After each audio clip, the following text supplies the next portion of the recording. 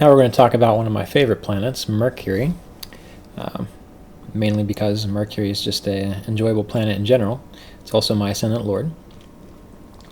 But Mercury, the Sanskrit name for Mercury is Buddha.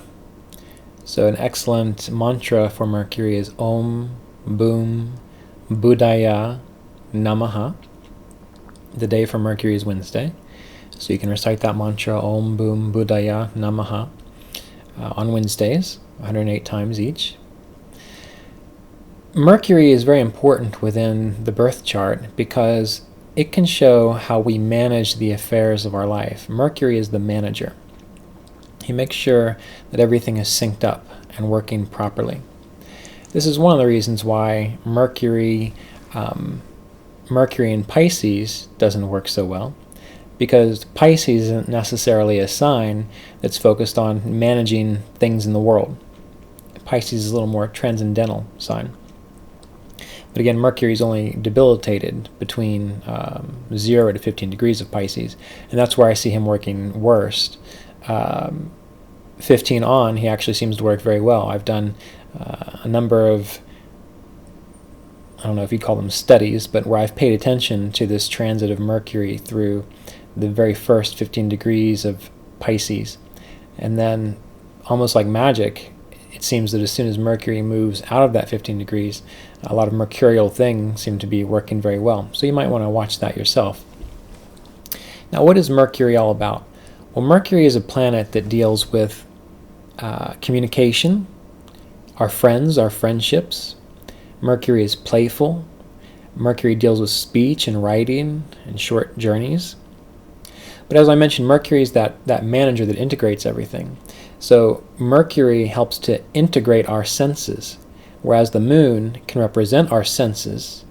Mercury itself represents the capacity to make sense of our sensory input, which is why a lot of times when people have problems with mental health or even insanity to a degree, usually Mercury and moon are involved.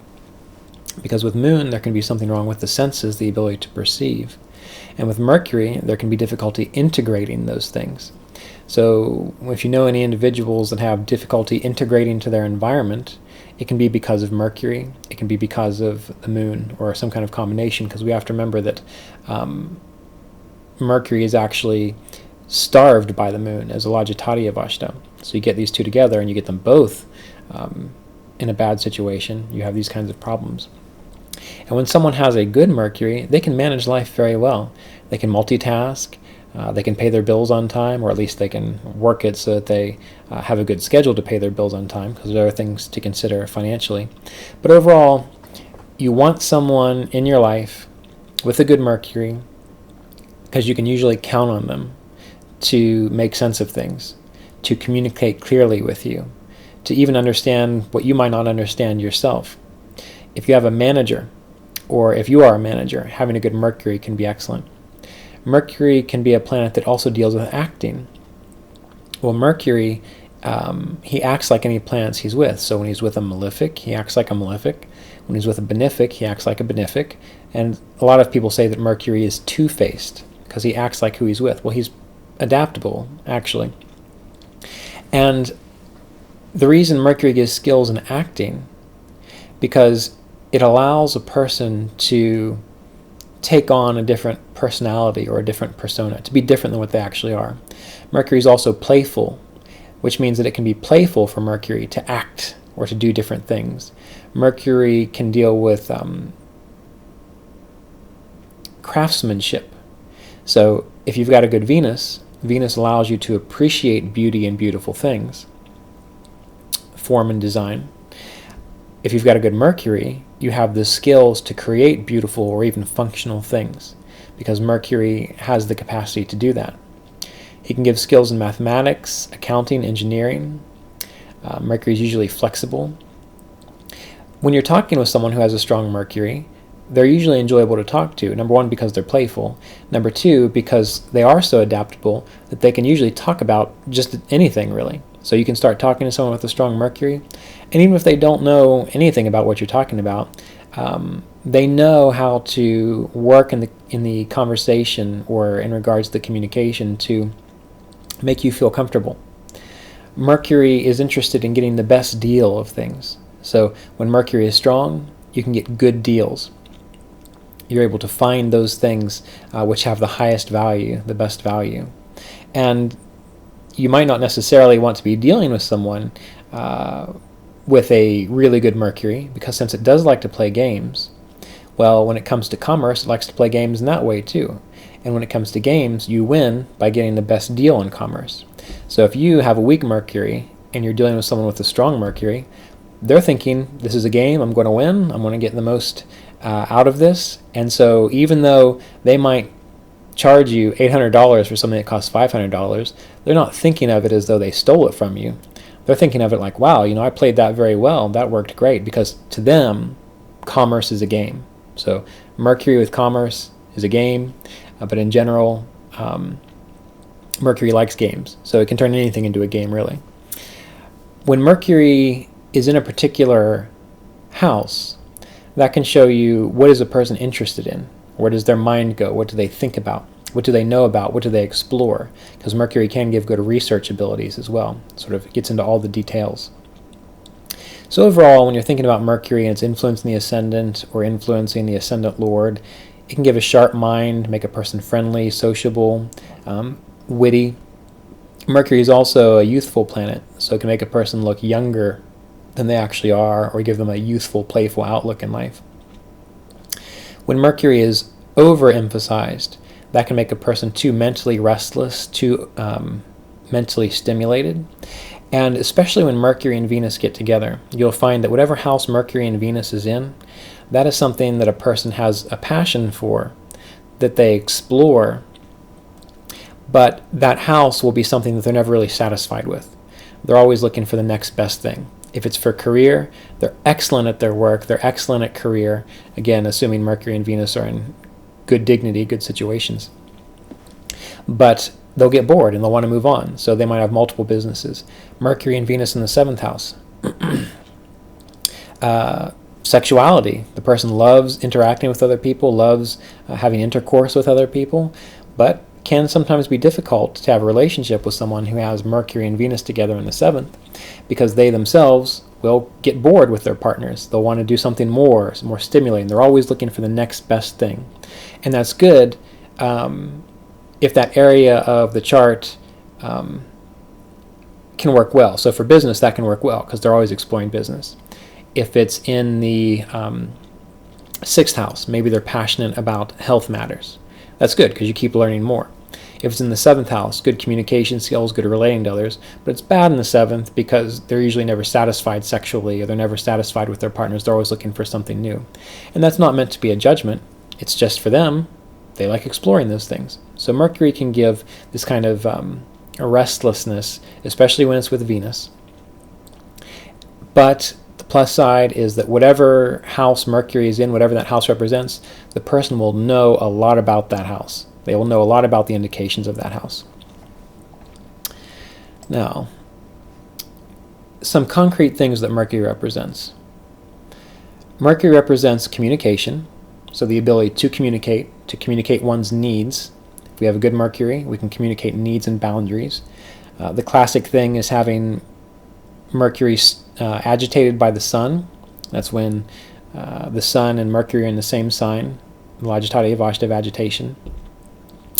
That gives a person boundary issues, problems with their boundaries. The problems communicating their boundaries, I guess I should say.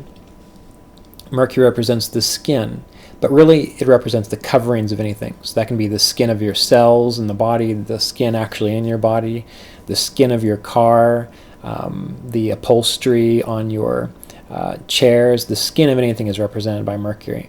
So if you want to know how good a person's Mercury might be, well, look at their skin. If you want to know how is Mercury influencing a person's finances, look at the skin of a person's wallet or purse. These are just some things that you can consider and think about. Mercury represents the blood vessels as well, because that is something that contains the blood. So if there are blood vessel problems, such as stroke or problems within the circulatory system due to weak blood vessels, it can be due to a weak Mercury or an afflicted Mercury. As I mentioned, Mercury is the ability to cognize, to understand things, to make sense of what's coming at it. Good Mercury can make sense of multiple things and accurately. Bad Mercury has a hard time in that regard. Mercury represents travel, discernment, games, our relatives, craftsmanship, mantra, using speech in this way, commerce. Mercury can represent corporations. Bigger corporations are more so the sun, but Mercury can represent corporations and learning in general. Have a good Mercury, you learn things well. And that all goes back to this idea of integrating and managing the senses. Whatever you hear, whatever you read, if you can integrate that well, you learn it well. If there's a block to Mercury or an affliction to Mercury, that can show where things are getting in the way of processing information clearly and storing information clearly. Okay. Now with Mercury, we want to consider Mercury's placement either in a house or ruling a particular house. So let's do that now.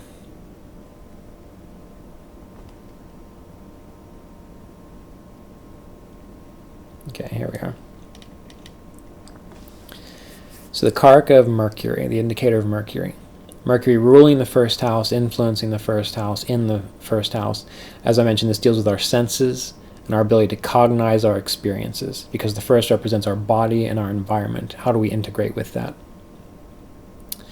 The second house, Mercury deals with speech, because the second house deals with speech, and friends or friendships, because the second house is also said to deal with friends and friendship. So if we have a good Mercury in the second, maybe we benefit from our friends.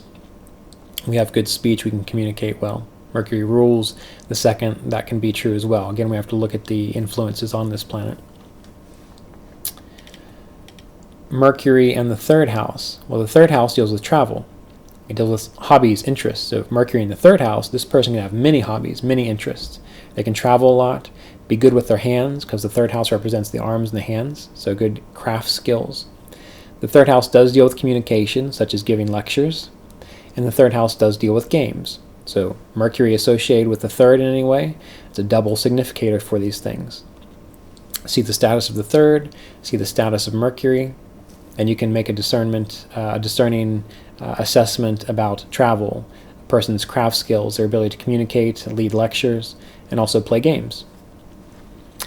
The fourth house, Mercury is said to deal with relatives. So I look at that more as immediate family members, people that you grow up with, people that you see often in your family, not long-distance family relations. Mercury in the fifth is related to mantra practice and speculative investments. Good fifth, good Mercury, success with mantra, skills with mantra, understanding how speculative investments work. So it's one thing to be successful at speculative investments. It's another thing to see how speculative investments work. Mercury actually helps out with both of those.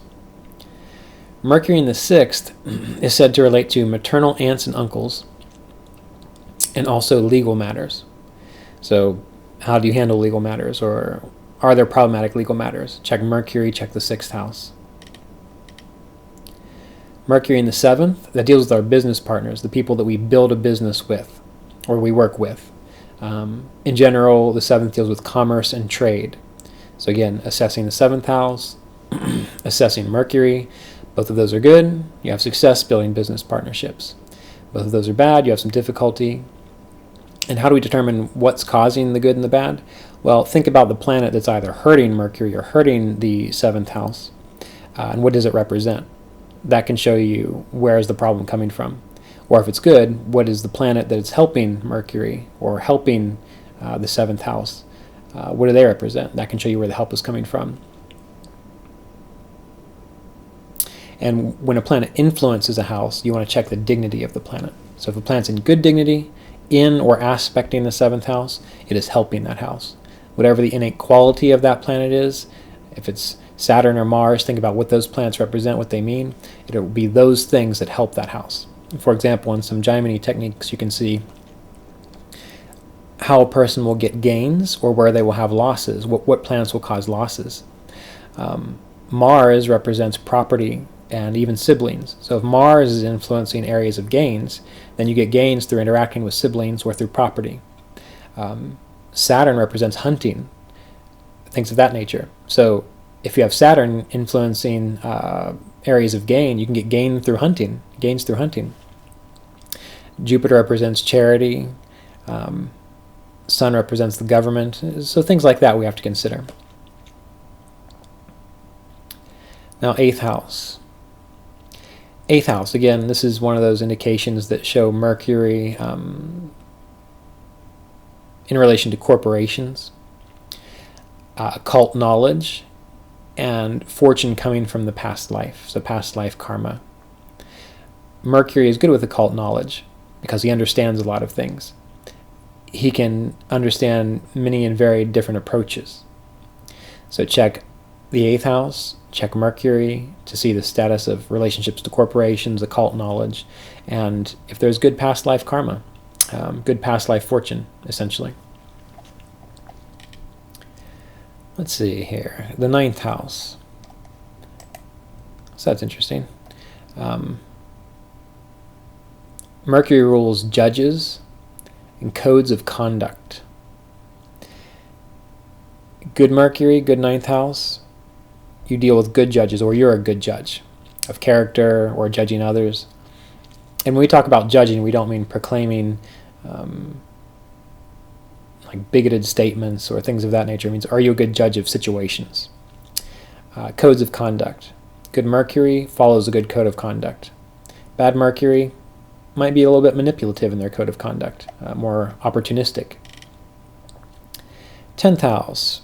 Mercury rules the employer, so that person or company that employs you, apprenticeship, and also the capacity to manage. Mars makes a person a good drill sergeant type of individual, making things happen. But Mercury allows a person to manage things. So oftentimes you'll find project managers with a good Mercury, or their 10th house is ruled by Mercury, or Mercury's in the 10th house and it's good. It's the capacity to manage projects. The 11th house, Mercury deals with playing the game of success. So the 11th house is about social issues, climbing the social ladder, that game of success. You could almost maybe think of it like the rat race. I don't know if I would go that far. But there are certain things that a person has to do to be successful. You have to say the right things, do the right things, smile at the right time if you want to be successful in a particular way. Mercury's good influence in the 11th house, ruling the 11th house. You can do it. You know just the right things to say. You know how to play the game. You know how to climb the ladder. 12th house.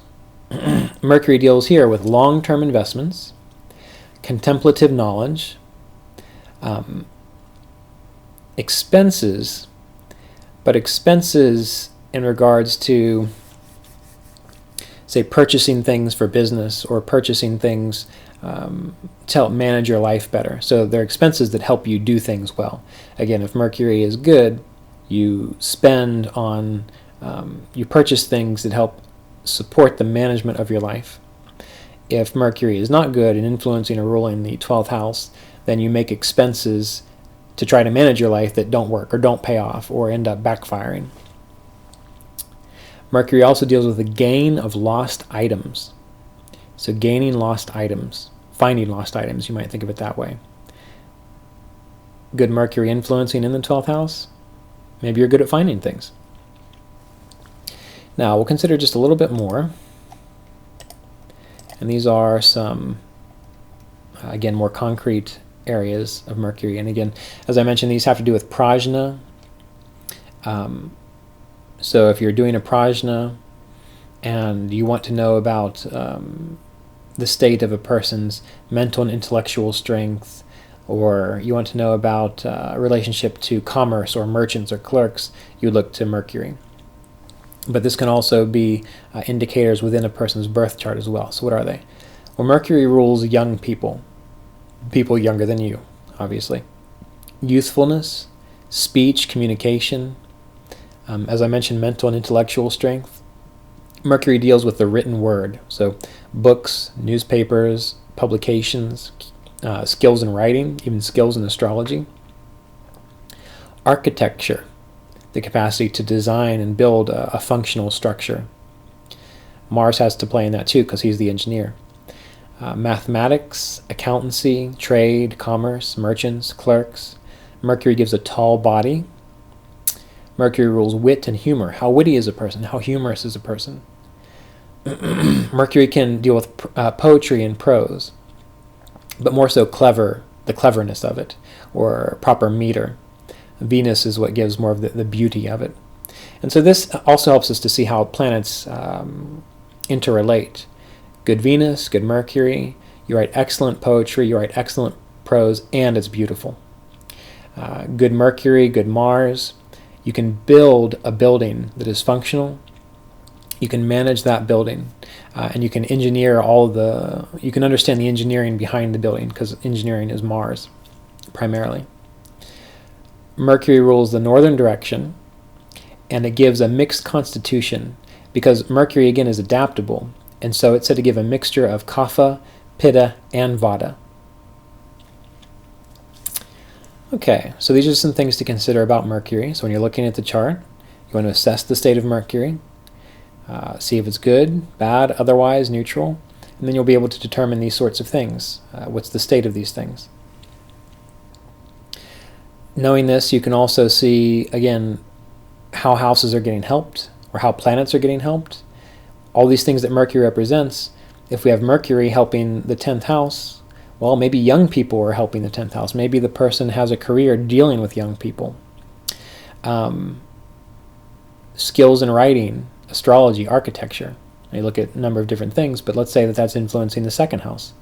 Well, now the person has a capacity to earn resources or make a living through these things, through writing, through astrology, through architecture, through mathematics, because these things that Mercury rules, Mercury being in the 2nd house, and the 2nd house represents these things.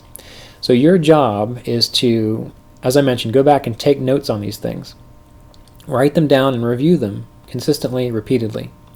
And then once we get into the houses, do the same thing.